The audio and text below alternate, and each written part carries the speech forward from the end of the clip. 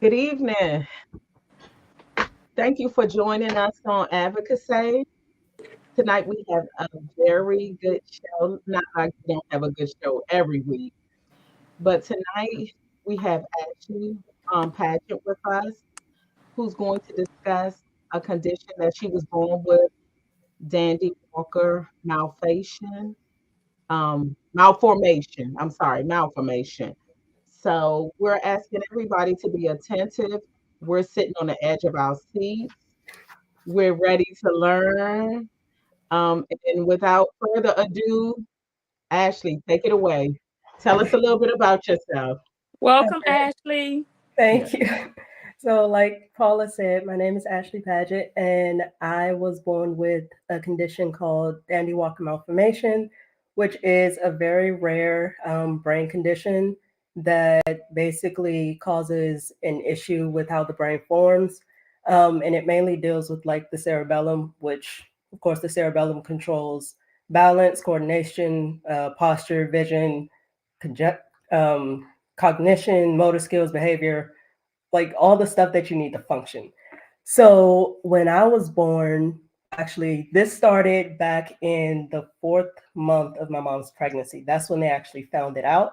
And when the doctors mentioned it to my mom and dad, they're they didn't really, well, they actually never heard of it because back then the doctor pulled out a book, like this huge medical book, flipped to the Danny Walker Malformation page, and there was like half a page of information. That's how rare it was back then. So, um, and what he said was that on the back of my brain, basically where my cerebellum was, from ear to ear, it was a cyst. So basically, I had no cerebellum when I was forming. Um, and the Danny Walker malformation, it is one per 25,000 to 35,000 births in the US. And 50% of the diagnosed babies are stillborn. Uh, and 50% that are born, 48% of those have like some severe disability. And then the other 2%, because my dad really wanted to know, well, what happened to the other 2%? The other 2% are born alive and normal. I fall in that 2%. Thank God I fall Mhm. in that 2%. But Mhm. it was a rough time. And it was funny because my parents, they came into my room earlier today and they were just like giving this story of how they were just like stressed out, but still believe in God, crying, but still believe in God. They had to go back to the hospital bi-weekly and then it went down to weekly. Um, like during getting up to like the 9 months. And it was funny because the doctors kept saying every time they visited, they were like, you should terminate the pregnancy. You should terminate the pregnancy. This is not going to work. She's going to be a stillborn baby. She's going to be a vegetable. She's not going to be able to walk. She's not going to be able to talk. She's not going to be able to eat. She's not going to be able to do anything. She's not going to be able to learn. And everything that they said, the opposite happened. I'm not a stillborn. I can Wow. walk, I can talk, I can eat, I can learn. I have two master's degrees. I've traveled the world, which I wasn't supposed to be able to do. Come on here, girl. Yes. So I every year it's funny because every year I thank God and I'm like, if my parents had not trusted God that day, because they literally said probably hours before I was born, we could still terminate the pregnancy. So if my parents had not trusted God, I would not be here. Wow. Wow. So it's Wow. it's kind of crazy because I've never told this story like ever. Like nobody knows this stuff except my family. Mm. Um, so I'm kind of nervous because I don't talk about it because I'm tired of when I used to go to school, like it was kind of rough going to school, especially in like elementary school and middle school, having like 21 brain surgeries. I'm only 29 and I had to get my head shaved a lot. So I would be going to school with like scarves and like really low cut hair. And I would just be embarrassed. Like the kids, they were brutal. They would ask a whole bunch of questions like, oh, what's that on your face? oh, what happened to your ear? Another thing, I have hemangioma on the right side of my face, and I also have subglottic hemangioma in my airway.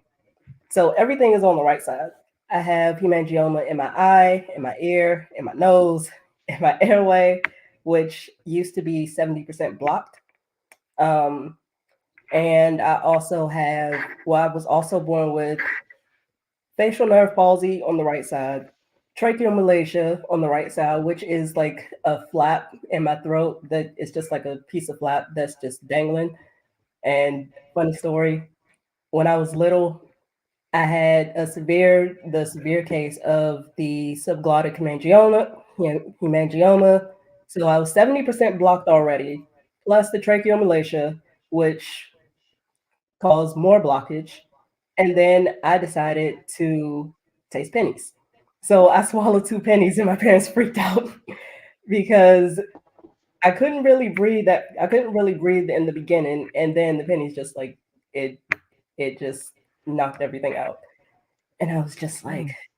well, they were like, "Oh my God, what are we gonna do? What are we gonna do? My daughter can't breathe. My daughter can't breathe." But the doctors, they got the pennies out easily, and I was just like, I mean, I was a kid. I didn't know. You know how you like taste pennies and you like the copper taste, and it's just like you're a kid. You don't know. But I was also born legally blind in my right eye, so I have like the glasses that I wear. I have bifocal, like a bifocal lens, only on my right eye. Um, so my first surgery was at 2 months. The first six surgeries was between 2 to 5 months, and the next 7 to 21 surgery, 7 to 21 was at age 7. So I had about like 6 years of no surgeries, and then I started getting headaches for some reason at age 7. So at 2 months, they put a shunt in to drain the fluid, to drain the cyst, and the only reason that I kept having the surgeries was because of shunt malfunction. It'll either break down, or it wasn't put in right, or pieces were missing, and Mm. it was just a mess. So it was. I started out at Children's, and I don't really remember like much of Children's Hospital. Um, but then like from surgery 7 to 21, my grandmother was like, she needs to go to Johns Hopkins. She needs to see Dr. Carson. So we went to Johns Hopkins. We saw Dr. Carson. We love him. We are really great friends. And it was something about me that he really liked because he did all of my surgeries. Even if he was out of town, he would fly back. He wouldn't let nobody touch me. And he did all of my surgeries until he retired. Look Uh, at God. I know. I know. On my 12th birthday is when I had my 12th brain surgery. And my mom actually recorded the doctors, well, the surgery team singing happy birthday to me and then putting the mask on so I could just like knock out. Um, but yeah, I would miss half the school year every year when I was a kid because I was always in the hospital. And sometimes I would be in the hospital for 3 months. Sometimes I would be in there for a couple weeks. But I'm always missing half the school year. And it was kind of rough at times because I'm like, I don't know like how to make friends. Like the schoolwork part, that was fine. I was always doing my schoolwork even as soon as I got out of surgery. And my grandmother says this all the time because she was there for like 19 of the 21. And she always says, every time I come to see you, you're always up talking and drawing and just having conversations, and you always bounce back quicker than I thought you would. But like the early years was rough because I didn't really know how to make friends because I was really never in school um, enough to like make friends. And it was kind of like I felt like I was like the outsider because everybody's in school, everybody's like going over people's houses, everybody's joining sports teams and like making friends and like just having community. And I'm just like, okay, well, when I get back, then I could kind of like join those people, but it never really worked out. Like I can never. I tried. I tried to ask my parents, can I join like the track team? Because I used to love track and I wanted to run track, and also I wanted to play soccer, or as I call it, football. But I wanted to play soccer, but they were like, no, you can't do that because you'll trip over your feet. And I was always so mad when they said that, and I was just like, okay, so I guess I'll just join the Model UN team and the debate club and uh, things like that because that was like safe. So, and yeah, it was cool. I mean, I wasn't looked at as like the nerdy kid. Well, no, I wasn't looked at as the nerdy kid, but I was just like, I kind of felt like I was just there. I didn't really talk to a lot of people, and it was just like I was just there, just a floater all the way through until I graduated high school. Wow. So, Well, one thing I do want to ask you really quick. I know you started out, and we try to break everything down to layman's terms. One of the things that you said that you had in your nose on your right side, I think it was, I couldn't really understand exactly what it was. I wanted to break that down for our listeners so that they can know exactly what that was. okay, so hemangioma, everybody has it. Yes. It's just blood vessels. Um, some people's theirs show up more prominent. Like mine, it shows up on the right side of my face, and I have it like I said, all on the right side, inside and out. But everybody has it. It's just some people it shows up on the outside, and others it's just like under the skin. Okay. Okay.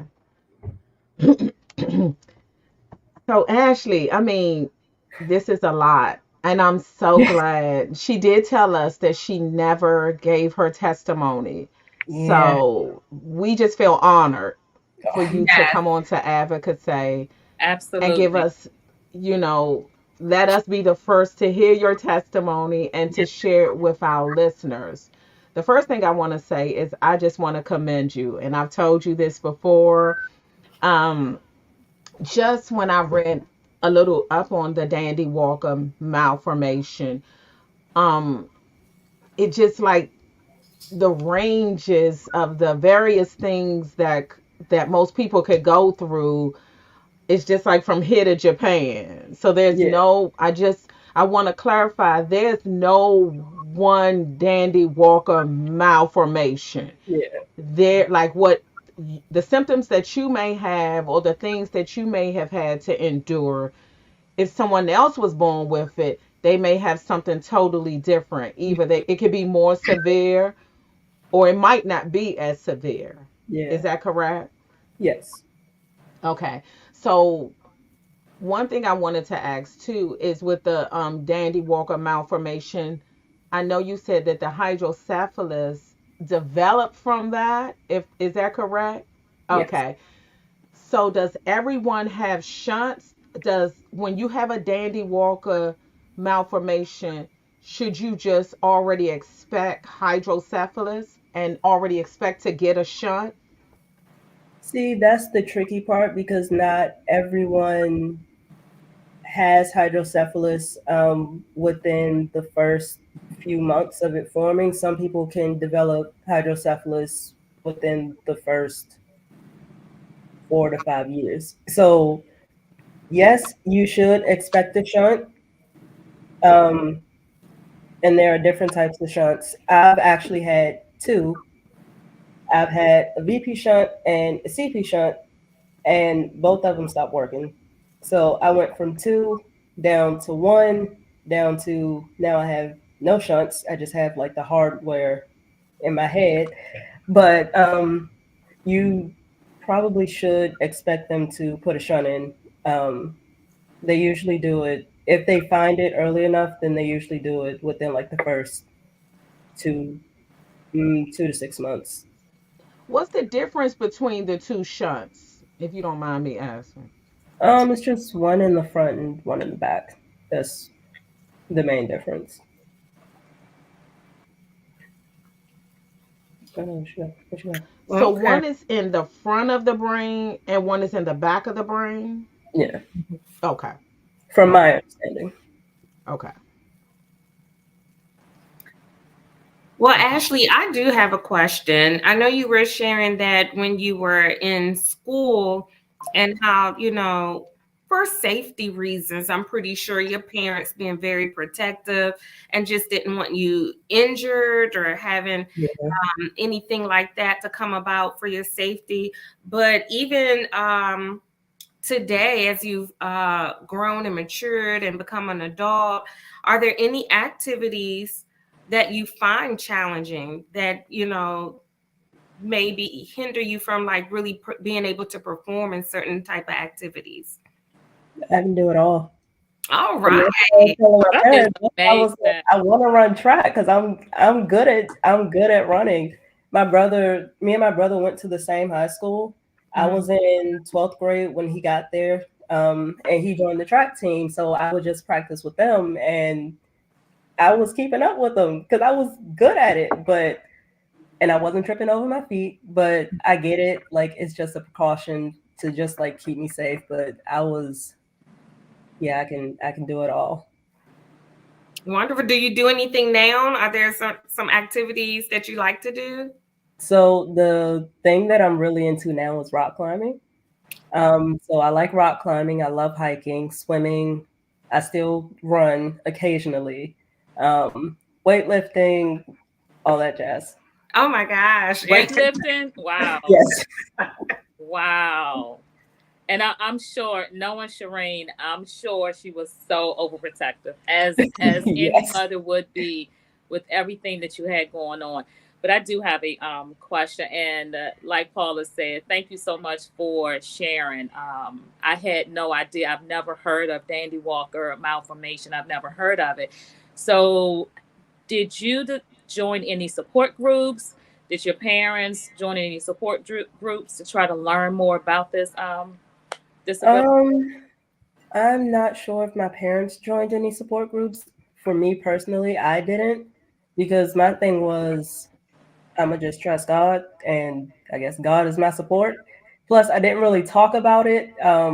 So the other thing is I don't like therapy, so I don't really like talking about my problems.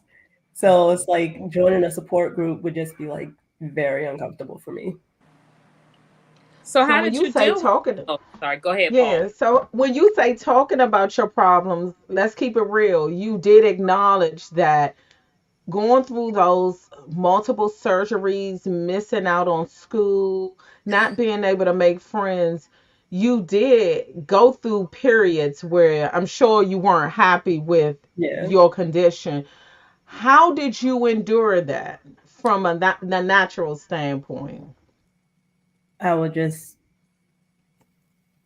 to be honest, I just pushed it down and just kept going. Because my motto is you got to roll with the punches. That's my motto. So I usually just like push things to the side or push it down and just keep going, and then and my thing is eventually it'll just go away. That's probably not the healthiest thing to do, but it's been getting me through for my 29 years. So That is definitely awesome. Stacy Williams put a comment in the chat and said, oh. Ashley is strength beyond anyone else I know. And that is so true because even growing up with you in church, you are strength. You never came in looking like what you were going through. Yeah. And it's just amazing to know that there was no support group that you joined to try to learn more about this, that you just trusted God throughout the entire process. That's amazing. Yeah. Everybody doesn't do that, so I Mhm. commend you and your family. And you just brought up something about me being strength. A lot of people have told me over the years that they look up to me or that I was their hero or that when they grow up and they were older than me. They were like, when I grow up, I want to be just like you. And I'm just, Absolutely. and I'm just like, that's in my head. I'm thinking that's great, but that kind of puts pressure on me because I'm like, okay, so if I start to like complain about how I'm feeling or like actually talk about how I'm feeling, what's going on in my head, then how would these people look at me differently? They won't. They Okay. won't. They won't. So it So kind of makes you feel like you kind of gotta keep this superwoman yeah, here. And I get that yeah, because I've talked to them several times about that. For me, I think sometimes people put you so much on a pedestal that when you're going through them hard times, you feel kind of selfish. You kind of feel like you can't tell it all. Like right, I am struggling, right, because it's too many people that look up to you and you may feel as though you're letting them down. right. Yeah. But And we I don't don't, know from what the he does. outside looking in, we don't see that. We see your Yeah. strength. Yeah, And just even the comments in the chat are people saying that you are a phenomenal person and Stephanie that they Starger, admire you. yes. That's what Stephanie Starcher says. So the way you feel on certain days, you don't exude that. We don't see that. So that's why people can say these nice things about you as well as you, Paula, because we Mhm. only see that tough part of you guys. But to know that we know deep down inside and behind the closed doors that after everything comes off, the pressure is there and everything else. But you ladies are Yeah. doing amazing, especially you, Ashley, with everything that you've Yes. gone Yes. through. thank you. It's a 2 master degrees. 2 Mm, sorry, mm, mm, 1 master degree. Oh, okay. yes, I'm but that's thinking about still. getting a second master's, but that'll probably be within the next 2 to 3 years. What did you study, Ashley? I studied urban and public policy. So I got my bachelor's and master's in urban and public policy. Wow. So what do you use that for? I know they say these fancy uh these people be saying So some of these things. I'm like, what do you use it for? so right now, me and my family, we own a real estate business. So I'm using it for the real estate business. The Okay. like the policy side of the real estate business. Okay. Okay. And my sister told me this LaShawn's in the comments. She was like, "You are so beautiful." Most everybody. And can y'all believe? Ashley was a little nervous, but we told her we were like, everybody comes on here says the same thing, but we gonna roll out the red carpet and we gonna make you comfortable. Yes. Yes. Yes. Yes. Now another thing I want to ask, because I've always been told that once you get a shunt there is no removing the shunt.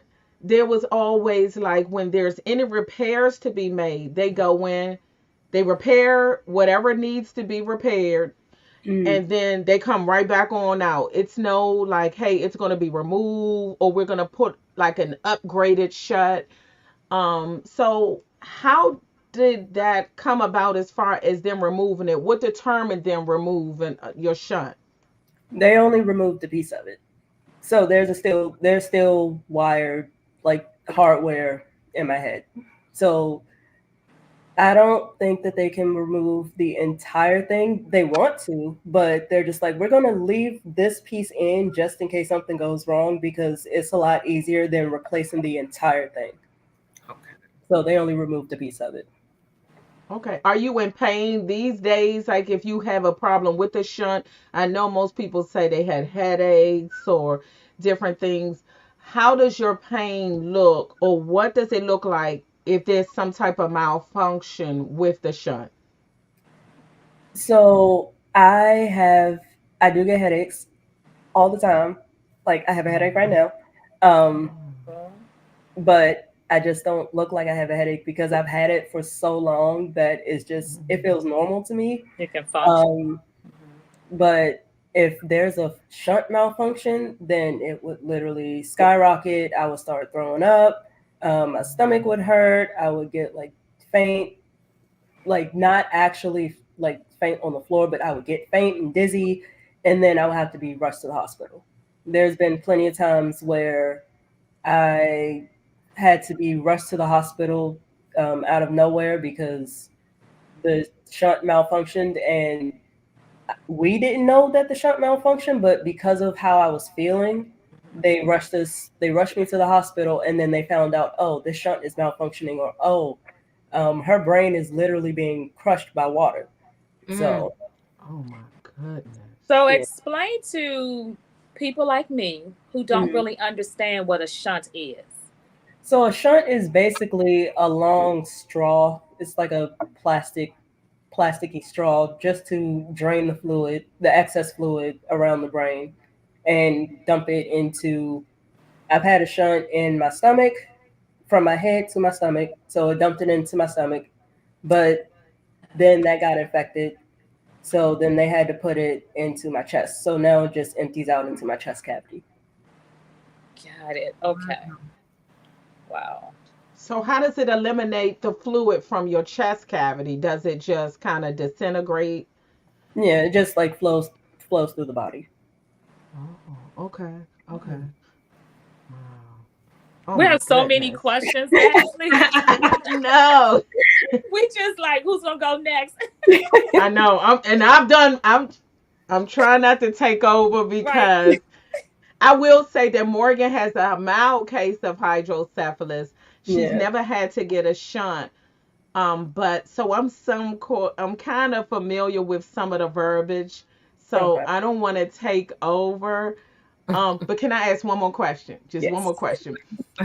At what point, Ashley, at what age did you realize that you had a serious condition?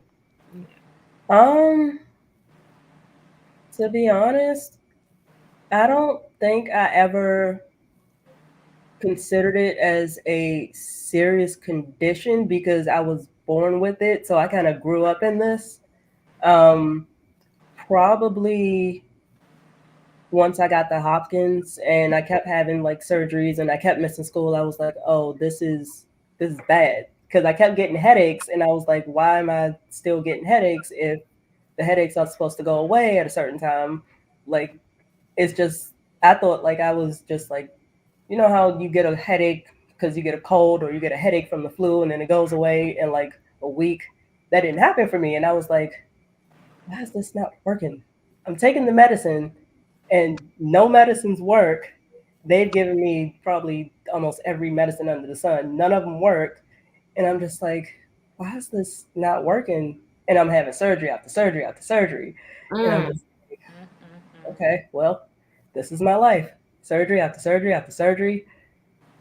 School, missing school, doing homework in the hospital bed as soon as I wake up from surgery, and then going back to school like 2 weeks, 3 weeks, sometimes 3 months later. So that was my childhood. Wow. Well, Yeah. Ashley, like knowing that you're sharing with us about like how you can have a headache even like right now you have one, but it's become like a normalcy in your life. Yeah. Like, are there any other like challenges that might affect your day-to-day activities? Um, no, the main thing is the headache. Sometimes I'll get dizzy if I stand up too quick. Sometimes I'll get a stomach ache, out of nowhere.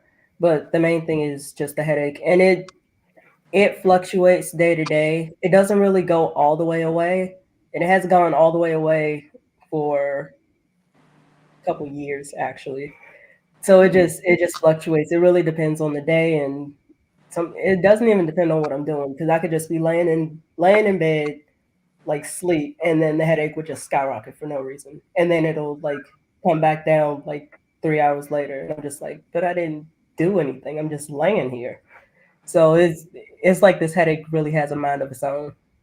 Wow. So I was just about to ask, like, on a sunny day with the sun shining bright, that light, does that affect it? But you're like, it really doesn't matter. Yeah, it doesn't matter. I mean, I still have my shades, so sometimes that helps, sometimes it doesn't. Sometimes I do get light sensitive, but the headache will do what the headache gonna do.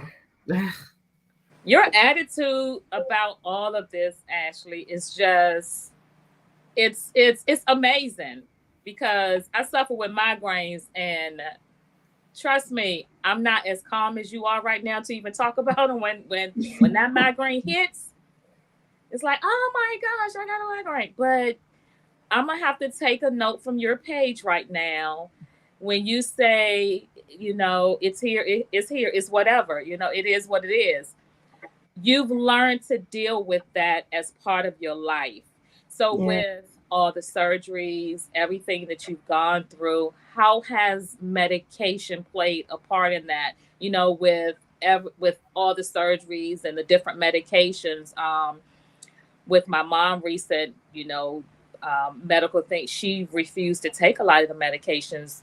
Did you just pretty much try it all, or you just I tried it all. I tried everything that they gave me, and okay? then um, when they kept giving me like stuff that because sometimes the medication did work, mainly like the harder stuff. So I would just ask for that, but it didn't really work for the headache. It just like put me to sleep. And Okay. if I'm asleep, then I usually don't feel the headache as much. So I would just ask for that. I'm like, this this stuff does not work. The lighter stuff doesn't work. The harder stuff works. So just give me that so I can just go to sleep and then it'll be done. But yeah, medication does not work for me. Okay. But So I know you Now, was telling us about possibly doing another master's degree. What Yeah. else what other plans do you have like that you would like to accomplish?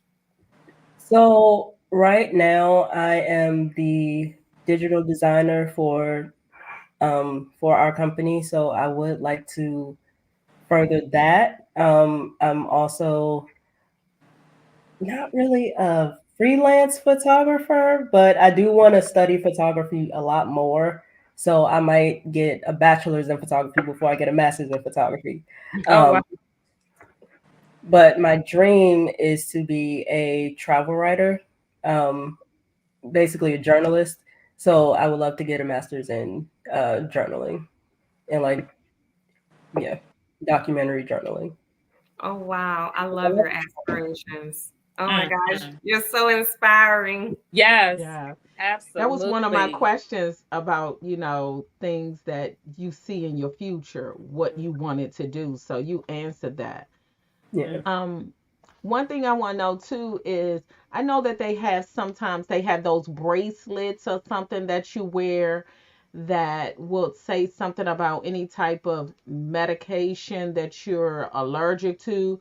Hmm. How do you tell like people that you work closely with, or do you just work with your family? No, I just work with my family. Okay, but say you went on a trip. How do you prepare for that when you have the Dandy-Walker malformation and hydrocephalus? Do you notify anybody? You know how like when you go on a cruise and they ask what are some of the things? How do Yeah. you prepare for something like that in your unfamiliar settings? Well, usually, if I'm going on a trip with like a group, they'll have us like submit a waiver and they'll put like we have to put like all our allergies and all that stuff. So all I put is all I'm allergic to: latex, sulfur, vancomycin, penicillin. That's it. Because it's just like pretty much like the harder stuff in latex. So day to day, I'm not really worried about it because I'm not going to be running into, the hard drugs on a day to day basis. Yeah. Someone put in the chat, Mont Carolyn said, "Can you fly? Does that affect you flying? The pressure No, from the no, air?" no, no. I've been flying since I was little, like very little, like toddler age. So no, it does not affect me at all.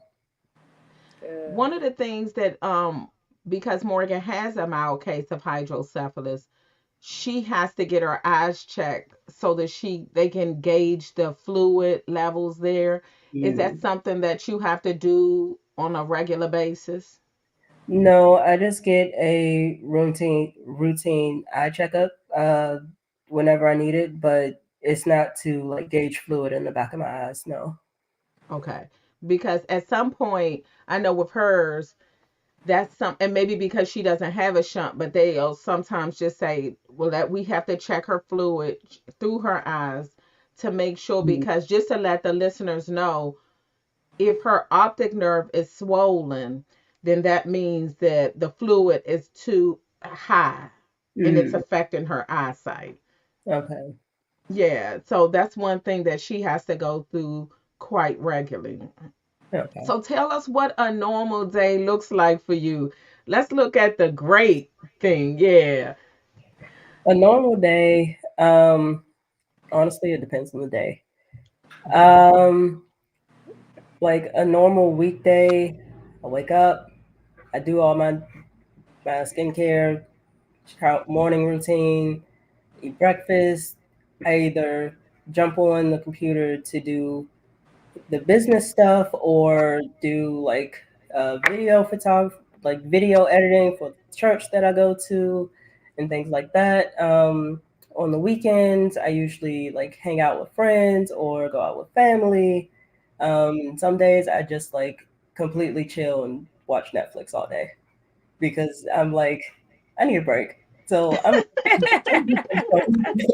with my popcorn and be fine. But yeah, Keypad also sent love from Georgia. Your oh, family, you got a lot of family on here. You had a cousin on here that wanted to say that you are a very strong oh, bookie, Yeah, Bookie. yeah. Yeah. and come from a line of them, never knew a lot of this. So this is a great informational session Yeah, because most people don't know. And I yeah. don't know if we kind of went into detail about hydrocephalus and how it could, because some people are asked me about that. Can you tell us a little more about hydrocephalus?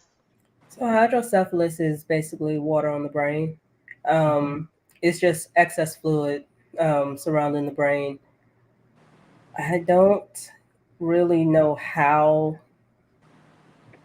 I'm not really an expert in this, so I'm not sure Hmm. like how it just gets up there. Why doesn't it like shunt on its own like the rest of the brain fluid does, like normally? Because everybody has fluid around their brain, but it Hmm. automatically like shunts normally throughout the body without needing a shunt. But people with Dandy-Walker Malformation, they don't have that, so the fluid just gets trapped up there. And depending on how much you have, sometimes it can crush your brain. I've had that happen. Sometimes it can shunt on its own, even though you've had two shunts. I've had that happen. So it's really just the main thing is it's water on the brain, and that's all I can say at this point. Hmm. Now I do know cerebral fluid. I'm gonna add my 2 cents in it. The fluid is supposed to not build up on the brain. It's supposed to release and bathe the spine. Right. So when it's not releasing and it's not bathing the spine and it's It building all up, gets trapped up there. Yeah. yeah. So when you say the crushing your Crushing. brain, what does? Yeah, I'm trying to, because when we hear Too much. crushing of your Right. brain, Yeah. So it's basically too much water, and there's not enough space for it to flow like correctly, so it just gets trapped up there. And the brain is in a confined space. It's in the skull, and the skull does not move because the skull is bone. So when water fills up, then the brain, it starts to get crushed by so much water. And when I say crushed, I just mean like squeezed, not like physically crushed, like just squeezed. So I've had that happen multiple times when my brain was literally squeezed by so much the amount of water that was up there. And they had to do emergency surgery again to fix the shunts because the shunts weren't working. And that was the reason that the water was squeezing my brain.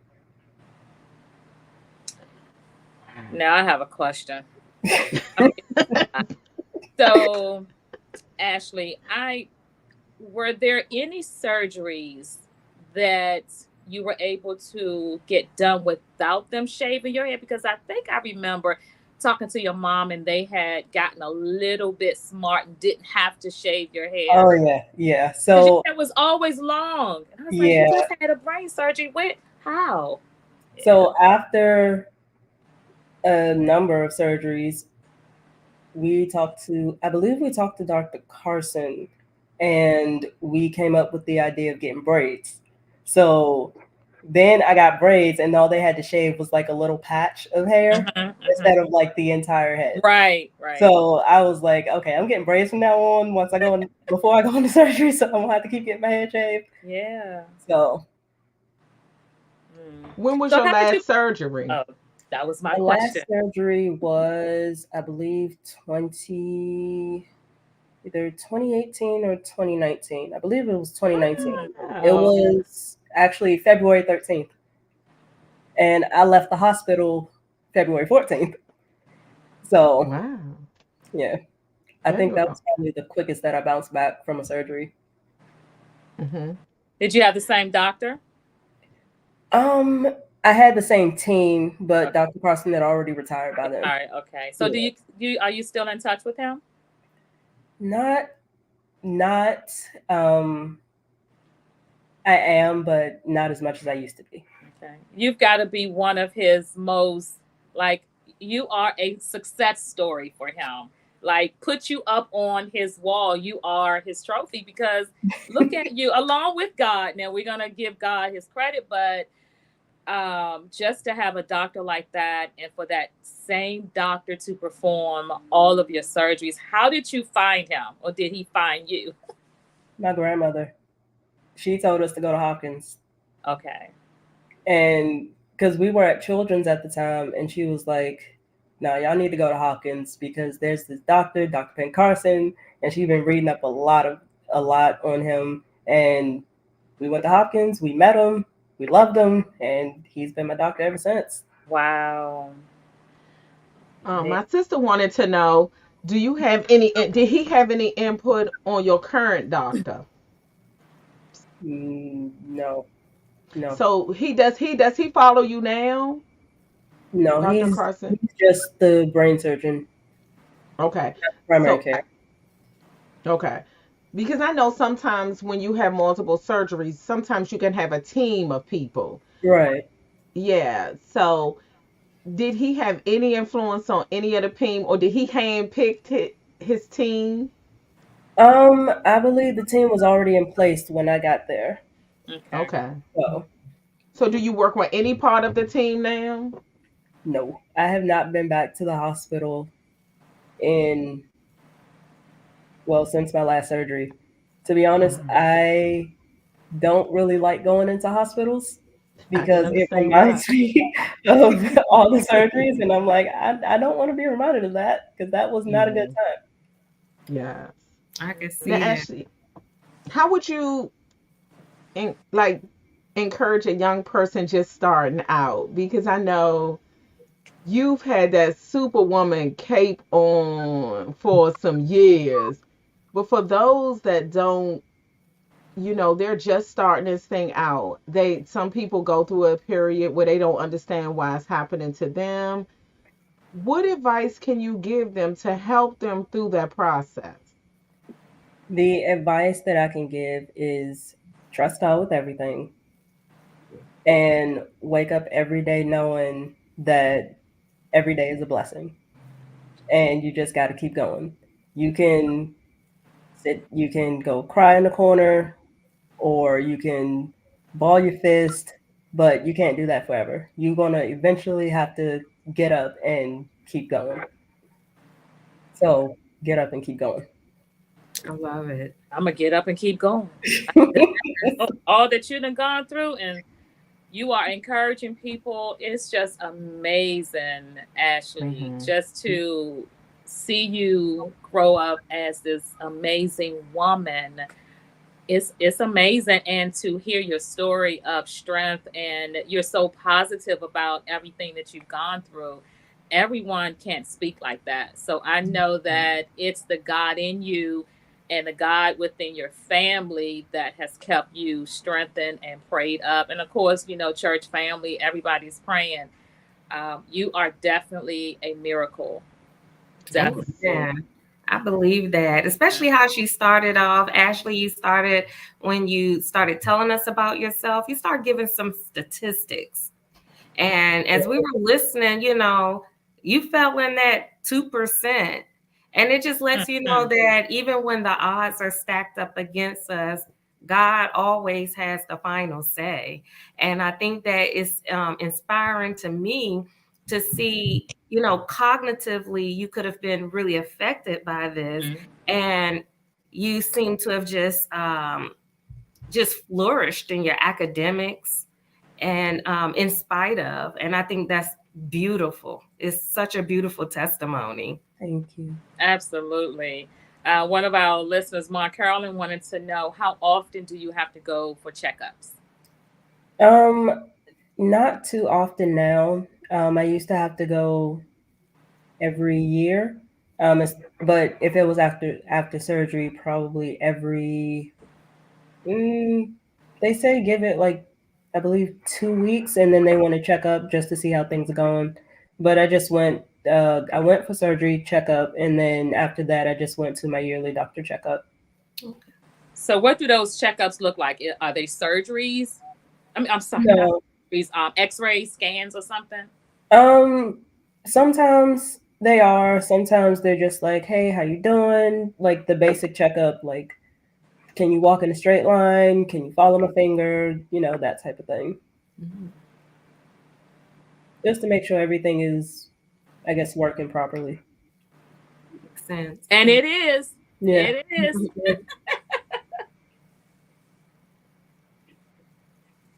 You on mute, Muted. Paula. See, I'm trying to give everybody else a chance I to know. ask It's something because just I'll so take funny. over. But I was gonna go to the chat session because you have a lot of people just giving you kudos. I think just I think we need to read some of these kudos. But one thing that Stephanie Stargell did ask is, would you need more surgeries in the future? Mm. I hope not. I Because know that's right. I hope not. Because right now I'm good. Like I'm completely good. No surgeries for the past probably 3 years, and well, four. Actually, no, probably 5 years now. Mhm. Um, so prayerfully, no more surgeries. Prayerfully, 21 was my last one. Um, so yeah, I hope not. And the um, only reason you would need a surgery would be if the shunt isn't working properly, right? Right. Okay. And now I have no. I still have the hardware, but the shunts, I have no shunts. So, So what's the hardware? the hardware is basically like the little bulb that they put to connect the shunt to. Okay. Most of the people are saying you are a walking testimony. Mm-hmm. Mom Ghostine is like everybody just say how much they admire you. Mm-hmm. And I think for me, when you say that you would give the advice that you would have everyone to live life and enjoy each day, I think that's something we all should Yeah. live by. You Yeah. know what I'm saying? I Mm-hmm. don't think, and I think sometimes we hear someone that has gone through some type of medical challenges and we take so much for granted. And I speak for myself, Yeah. and I will say that having Morgan made me think differently about things. Sometimes you just don't know how much you take for granted until Absolutely. something I happens. agree. And I know she would have seizures. I was so scared because I didn't know if I would go in her room and find her not breathing. Some Mm, people were like, well, did you put her in her crib when she was younger, when she started having seizures? And I was like, yeah, I did. I said, I won't live in fear. I yeah. won't. If it's God's will to take her, what can I do? I could stay up all night long and he's still going to take her. Yeah. Yeah. So I think I love the way that you walk in faith. I know that you got this from your parents. And I commend them because this is something that they've had to teach you young because they've had to do it. Yep. You Yep. know, and I think sometimes as we know, we feed off of our parents, whether it's good or bad. We're gonna feed off of them, Yeah. and so I commend your parents. I hope that Frank and Shireen will be open to coming on here Oh, they're because more. definitely they You will. said they will. Mm-hmm. Yes, good. Very good. Because Very good. yes, one thing that I did tell Ashley and I did tell to Crystal and Bunny about this is when we have these types of sessions, in my mind, it's three types of components. It's the parents that had to deal with it from the beginning, and then you have the actual child that had to deal with it, and then you got the sibling. So for me, when we have these shows, it's three shows out of this. We gotta meet with the parent. We gotta meet with the sibling. And Ashley, we've met with her. So we gotta see what the root, this root right here, this strength, this faith in God. Yes. We gotta see those parents because they've instilled that in you, and I commend them for that. I commend them. Absolutely. Absolutely. This is the fruit of their labor. Hmm. So we look forward to having your parents on here because Absolutely.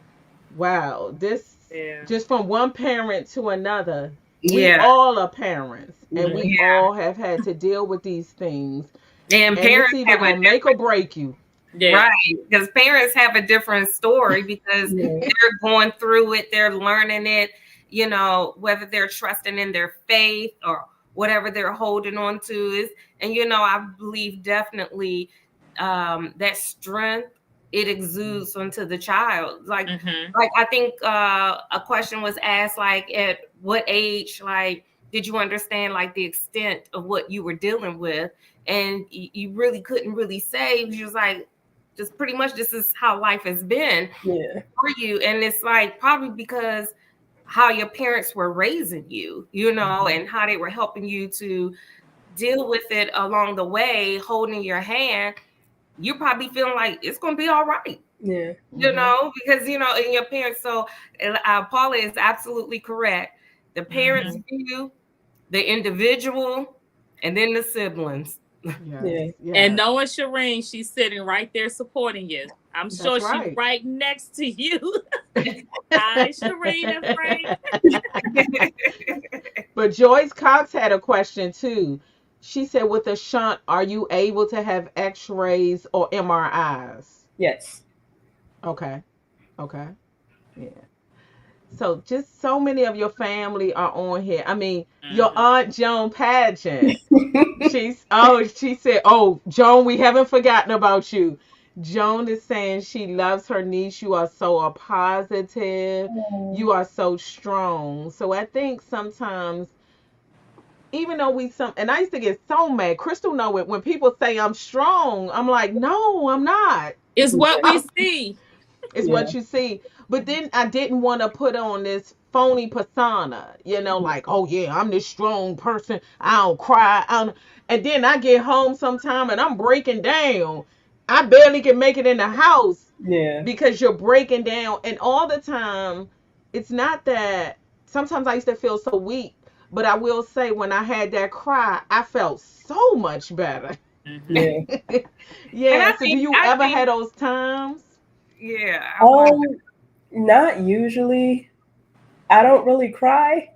Um, but I have broken down a time or two, and A time or two. yeah, Girl. a time or two, and I cried for like probably 10, 20 minutes, and then I just like I got up and I felt so much lighter, and it Yeah. was just like everything that was on me for I don't know how long, it just lifted.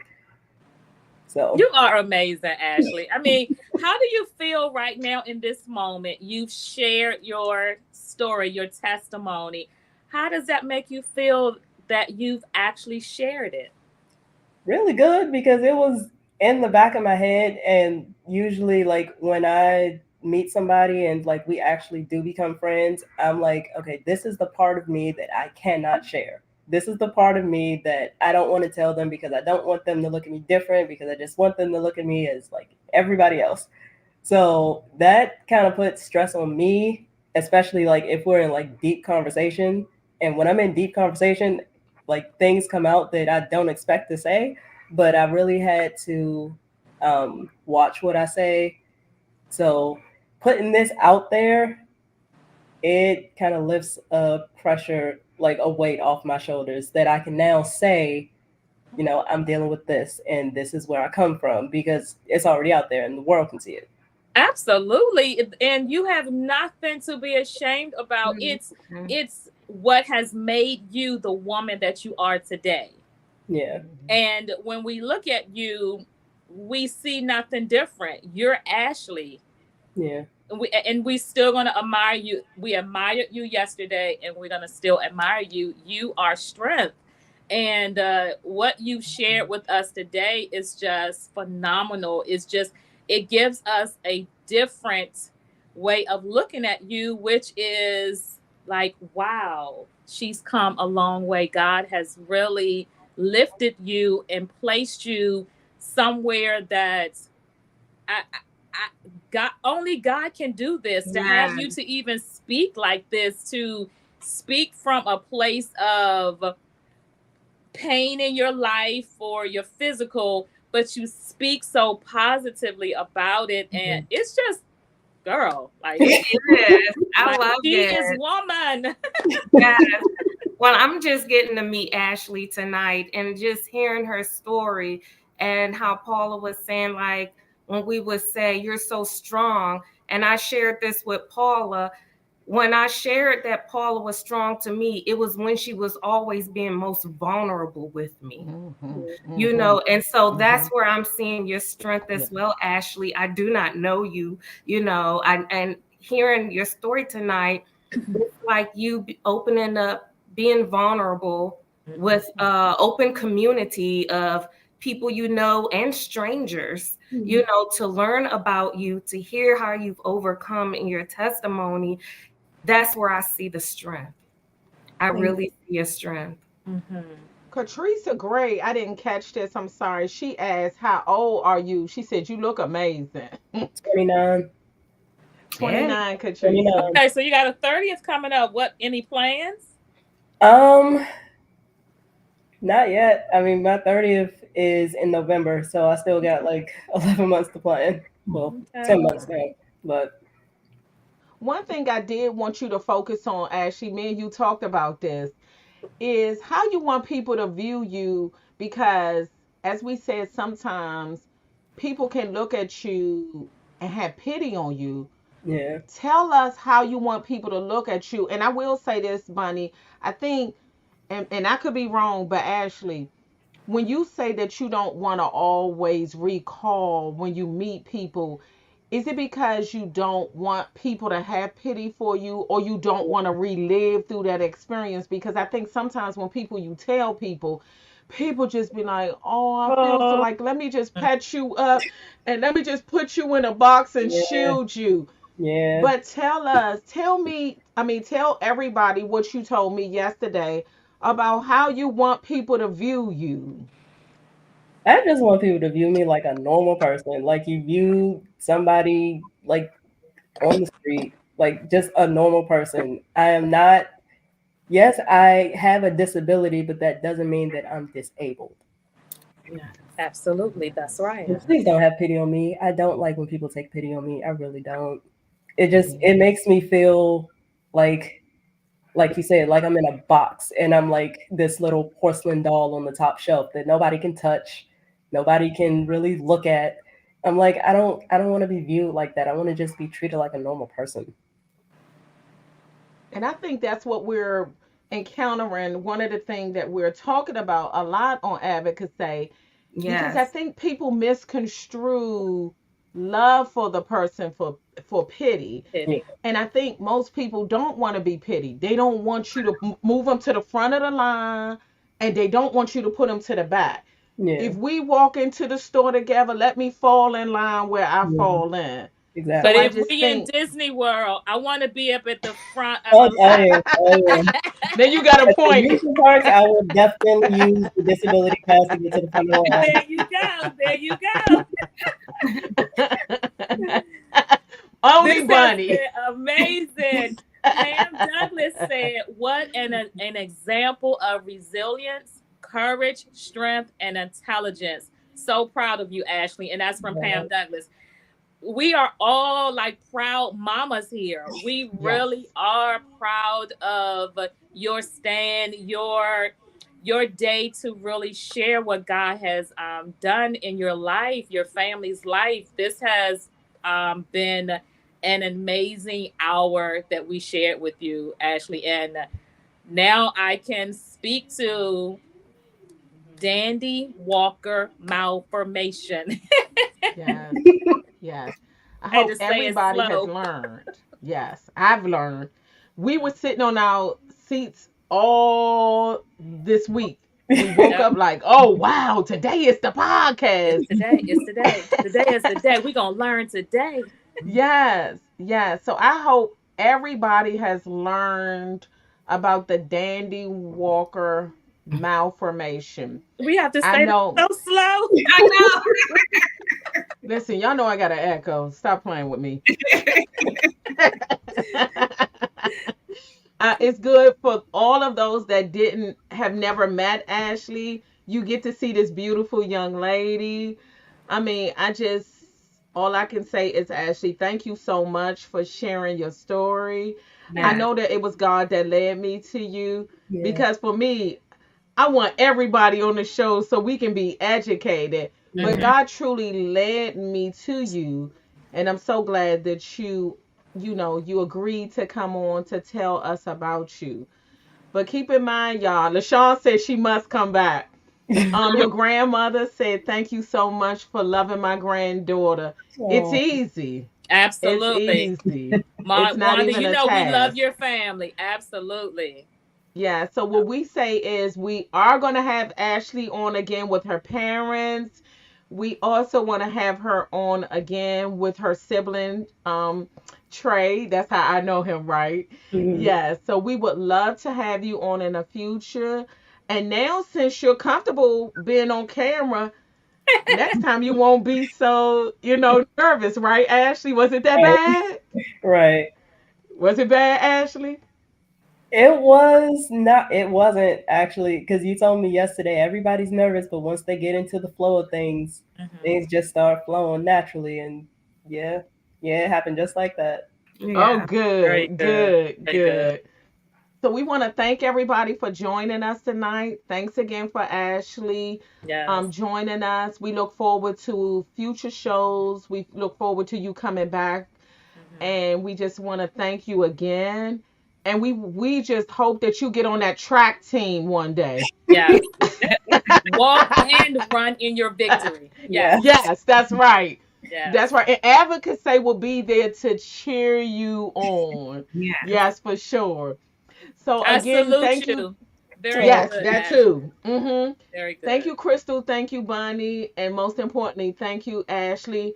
Thank you to all of our listeners. Thank you to all of those that left positive comments for Ashley. We will see you guys next Thursday. Okay? Everybody have a great weekend. Enjoy that snow that's coming.